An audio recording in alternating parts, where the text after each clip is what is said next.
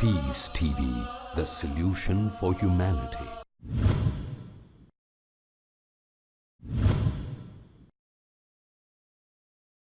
Yes, sister. Assalamu alaikum, Brother Zakir. My name is Deepali and I'm from Pune. I'm working as an incident manager with an MNC. I would like to accept Islam, and I would want you to help me to recite the kalma. MashaAllah, the sister Deepali, she's from Pune, working in MNC, and she wants to accept Islam. Sister, before you accept Islam, I would like to make sure that is anyone forcing you to accept Islam, sister? No, brother. I've been reading about Islam since a year now.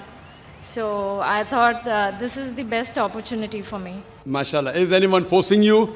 No. Is there any economic pressure? No. Is there any physical pressure? No. Because in Islam, forcing anyone to accept Islam is prohibited. In Islam, number one. It's even prohibited in this country.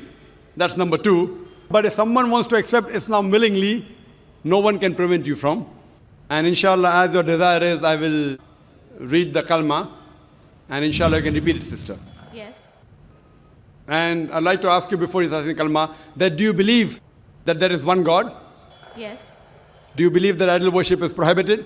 Yes, I do. Do you believe that the last and final messenger is Prophet Muhammad, peace be upon him? Yes, I do. MashaAllah, sister. So I'll just recite the kalma and you can repeat after me.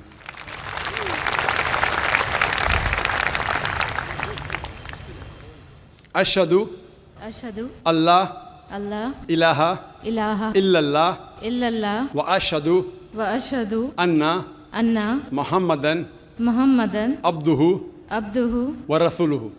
wa rasuluhu.